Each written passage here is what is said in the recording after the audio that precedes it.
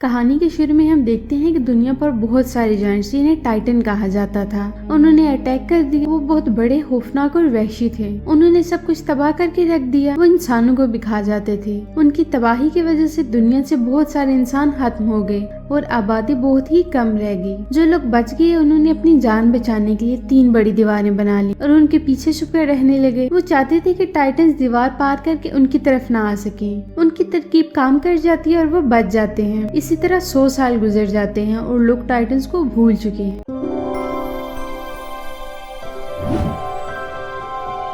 लेकिन अब भी लोग दीवार के उस पार जाने की हिम्मत नहीं करते कि कहीं टाइटन्स का शिकार न बन जाए। दीवार के अंदर जो लोग रहते हैं वो 3 एरियाज में तकसीम है। पहली दीवार के पीछे रहने वाला अमीर तबका इस पूरे शहर पर रूल करता है। वो स्याह और सफेद के मालिक हैं। उनके पास हर तरह की फैसिलिटीज हैं। दूसरा हिस्सा वो है जहाँ इंडस्ट्रियल्स रहते हैं। तीसरी वॉल के पीछे लोअर क्लास के लोग रहते हैं जो खेती बाड़ी करते हैं और दीगर छोटे मोटे काम। वो कसम पुर्सी की जिंदगी गुजार रहे हैं और बस सरवाइव ही कर रहे हैं। यहाँ रूल बना दिया जाता है कि एक एरिया के लोग दूसरे एरिया में नहीं जाएंगे। तीसरे एरिया में एक एरन नाम का लड़का रहता है जो बहुत बहादुर और बड़े बड़े सपने रखता है। यहाँ उसके फ्रेंड्स मिकासा और एरमन भी होते हैं। मिकासा और एरमन एरन को ढूंढते हुए उसके पास आते हैं। एरन एक बम के ऊपर खड़ा है जो किसी जमाने में यहाँ फेंका गया और वो अभी तक नहीं फटा। उसके दोस्त उसे कहते हैं कि वो नीचे आ जाए, कहीं ये बम न फट जाए, लेकिन वो कहता है कि मुझे मौत का डर नहीं और एक दिन मैं इस दीवार के पार जाऊंगा और वहाँ की दुनिया देखूंगा। उसे लगता है कि लोग उस दीवार के पास सिर्फ इसलिए जाते हैं क्योंकि वहाँ टाइटन्स हैं। हालांकि टाइटन्स नहीं होते, ये लोगों ने सिर्फ बच्चों को डराने के लिए कहानियां बनाए रखी हैं। गवर्नमेंट उन्हें एक्सपेरिमेंट नहीं करने देती, ना कोई नई चीज इजाद करने देती है। एमन काफी टैलेंटेड होता है और वो नई नई चीजें इजाद कर सकता था। अब वो प्लान बनाकर एक दिन उस दीवार के पास पहुंच जाते हैं। दीवार के पास हमेशा आर्मी पहरा देती है। वो उनसे बचते हुए दीवार के पास पहुंचकर बातें कर रहे होते हैं कि कुछ सोल्जर्स उन्हें देख लेते हैं। वो उन्हें पकड़ लेते हैं। सोल्जर्स के साथ उनकी बहस होती है और वो उन्हें मारने वाले होते हैं कि आर्मी कैप्टन आ जाता है। वो एरन को जानता होता है इसलिए वो लोग बच जाते हैं। वो उसे समझा रहा होता है कि आइंदा ऐसी हरकत मत करना। इनकी बात के दौरान ही जमीन जोर से हिलने लगती है जैसे बहुत बड़ा अर्थक्वेक आ गया हो। वो देखते हैं कि बड़ी दीवार के पीछे एक जलता हुआ जायंट टाइटन होता है। वो बहुत खौफनाक दिख रहा था। इन लोगों ने पहले कभी टाइटन नहीं देखा था इसलिए सब डर जाते हैं। वो खौफनाक जायंट टाइटन दीवार को पांव से ठोकरें मारना शुरू कर देता है और दीवार में सुराख कर देता है। आर्मी ऑफिसर अपने सोल्जर्स को उन पर अटैक करने का कहता है लेकिन उनको हथियार चलाने की इजाजत नहीं थी। इसी दौरान वो देखते हैं कि वो जायंट जलता हुआ टाइटन हवा में कहीं गायब हो गया है और इस सुराख से टाइटन अंदर आना शुरू हो जाते हैं। वो इंसानों की तरह दिख रहे थे लेकिन उनका साइज बहुत बड़ा था। वो इंसानों पर अटैक कर देते हैं। आर्मी इन पर कैनन से फाइट करती है लेकिन वो जख्मी होने के बाद खुद ही हील कर जाते हैं, यानी कि उनको मारा नहीं जा सकता।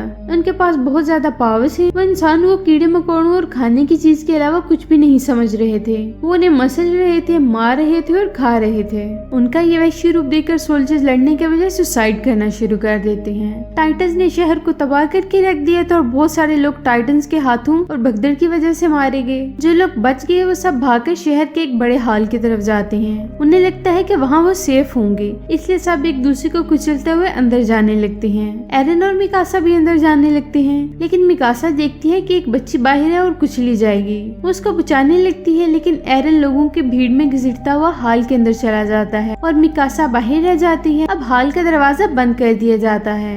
एरन डोर खोलने की कोशिश करता है ताकि मिकासा को अंदर ला सके लेकिन बाकी लोग उसे डोर खोलने नहीं देते और वहाँ एक क्रीपी टाइटन आ जाता है। मिकासा और बच्ची को उनके सामने ही खा जाता है और हर तरफ खामोशी छा जाती है। एरन किसी तरीके से हॉल से बाहर आ जाता है। वो देखता है कि सभी टाइटन्स ने हॉल को घेर कर रखा है और वो हॉल की छत तोड़ रहे हैं और छत तोड़कर वो लोगों को खाने शुरू कर देते हैं जिसकी वजह से हॉल खून से भर जाता है और खून ऐसे बाहर आता है जैसे कोई नदी हो। अब 2 साल बाद का सीन दिखाया जाता है। हम देखते हैं एरिया 2 बिल्कुल सेफ था लेकिन उनकी दीवार ज्यादा मजबूत थी इसलिए अंदर पर हमला नहीं हुआ और सिर्फ एरिया 3 के गरीब लोग इस हमले का शिकार बने। एरिया 3 के सर्वाइवर्स भी यहाँ आकर बस गए थे एरिया 3 में टाइटन्स अब भी मौजूद हैं। एरिया 2 में आबादी ज्यादा हो गई थी, इसलिए यहाँ खुराक की कमी हो रही थी, जिसकी वजह से लोग मरने लगे। अब लोगों को यही हाल नजर आता है कि वो अपने एरिया में जाकर टाइटन से मुकाबला करें और अपने एरिया से उनको निकाल कर वापस वहाँ रहने लगे। इसलिए वो एक आर्मी बनाते हैं और 2 साल की सख्त ट्रेनिंग देते हैं। इस आर्मी को एरन और उसका फ्रेंड एरविन भी ज्वाइन करते हैं ताकि वो मिकासा का बदला ले सके।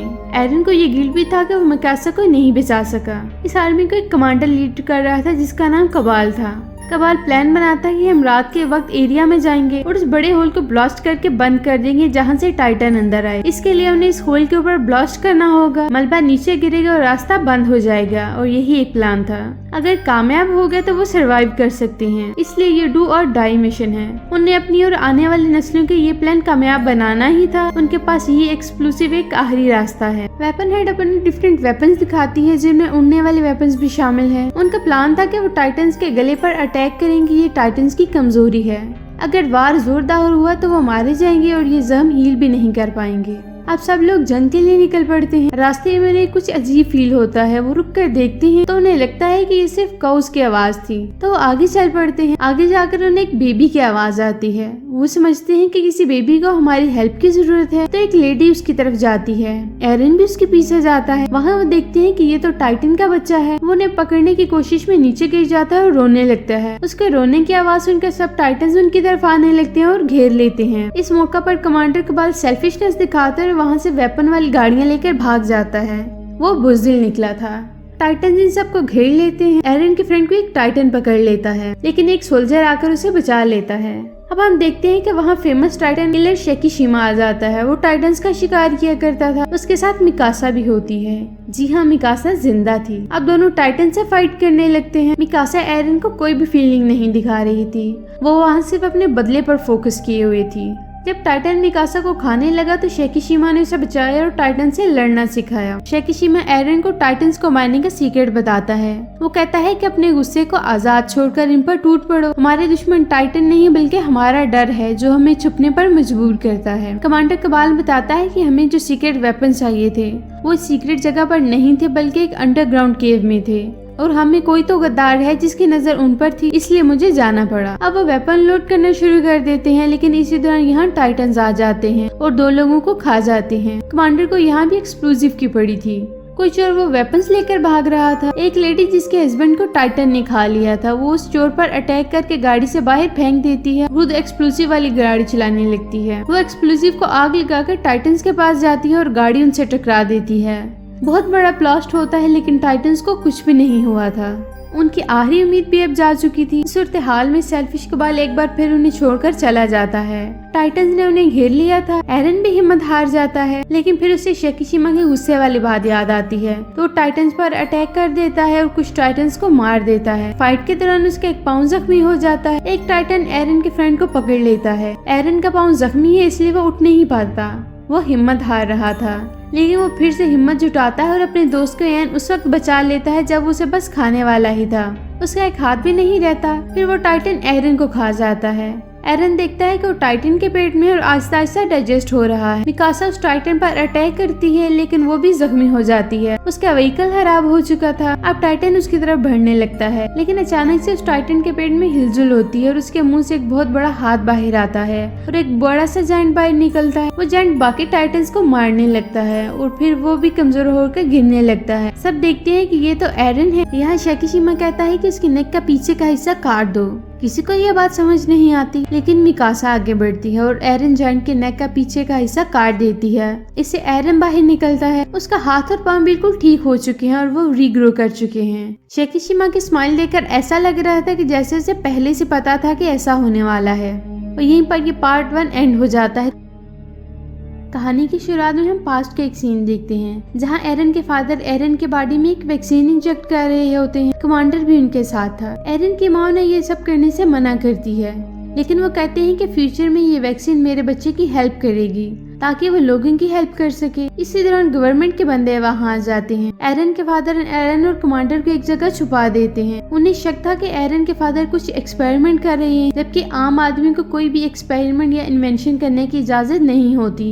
इसलिए वो एरन के पेरेंट्स को पकड़ लेते हैं। इनमें कमांडर कबाल भी शामिल था। जाते हुए उनके सारे एक्सपेरिमेंट्स को जला देते हैं। कमांडर इसी वजह से एरन को पसंद करते थे। वो जानते थे कि एरन इस वैक्सीन की मदद से लोगों के काम आएगा। एरन की जब आंख खुलती है तो वो देखते हैं कबाल ने उसे पकड़ रखा है, क्योंकि एरन कबाल के लिए खतरा था। कबाल का मानना था कि इंसानों को नए एक्सपेरिमेंट की कोई जरूरत नहीं, बल्कि इंसानों को डरते हुए इन दीवारों के पीछे ही जिंदगी गुजारनी चाहिए। लेकिन एरन ऐसा नहीं मानता था। एरन के फादर के फ्रेंड जब एरन के हक में बोलता है तो कबाल उसे शूट कर देता है। कमांडर मरते हुए एरन को राज की बात बताता है कि तुम्हारे पेरेंट्स का कातिल कबाल ही है। इस दौरान वह एक पावरफुल जायंट अटैक कर देता है। वो आते ही एरन को पकड़ता है। सब उस पर अटैक करते हैं, लेकिन काबू में नहीं आ रहा था। जब एरन के फ्रेंड को मारने की कोशिश करता है तो मिकासा उसे रोकती है, तो वो रुक जाता है।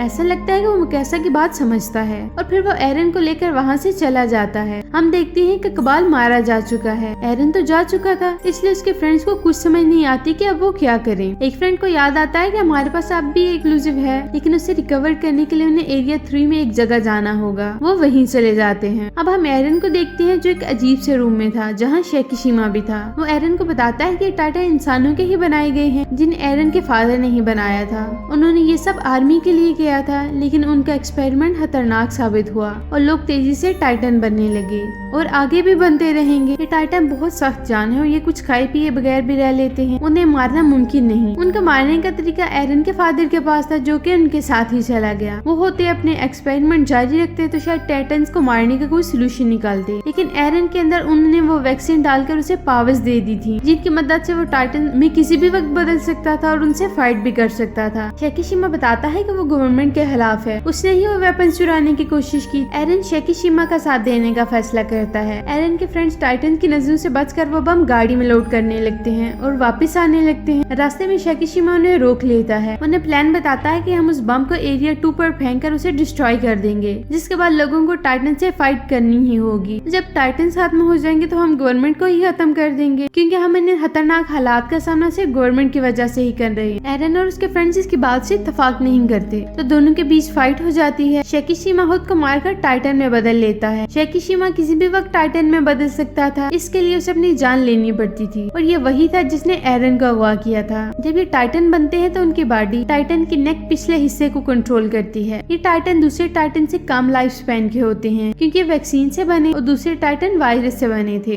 एरन भी टाइटन बन जाता है। दोनों के बीच लड़ाई होती है। एरन को मारता है, लेकिन बाद में एरन शेकिशिमा को हरा देता है। एरन प्लान के अकॉर्डिंग बम दीवार के ऊपर ले जाता है, लेकिन यहाँ सब देखते हैं कि कबाल दीवार के ऊपर खड़ा है। वो मरा नहीं था। वो चाहता था कि इंसान दीवारों के पीछे ही छुप कर रहे। एक फीमेल सोल्जर कबाल पर अटैक करके उसे गिरा देती है, लेकिन वो फायर वाला जायंट टाइटन बन जाता है और उन पर अटैक करने लगता है। यानी कहानी के शुरू में जो जायंट हमने देखा था वो कबाल ही था। शेकिशिमा सबके कहने पर उनकी मदद करने के लिए रेडी हो जाते हैं। वो बम जायंट के मुंह में घुसा देता है। बम फटता है और किंग जायंट के मलबे से वो होल भी बंद हो जाता है। सब खुश हो जाते हैं कि उन्होंने अपना टारगेट अचीव कर लिया। अब एरन और मिकासा दीवार के पार देखते हैं। यहाँ उन्हें समंदर नजर आता है और उड़ते परिंदे। वो दोनों बहुत खुश हो जाते हैं और यहीं पर पार्ट 2 भी खत्म हो जाता है। तो कैसी लगी आपको हमारी आज की वीडियो? अगर आपको हमारी वीडियो अच्छी लगी तो हमारी वीडियो को लाइक करें, शेयर करें, हमारे चैनल को सब्सक्राइब करें, ताकि इस तरह की इंटरेस्टिंग वीडियोस आपको मिलती रहें।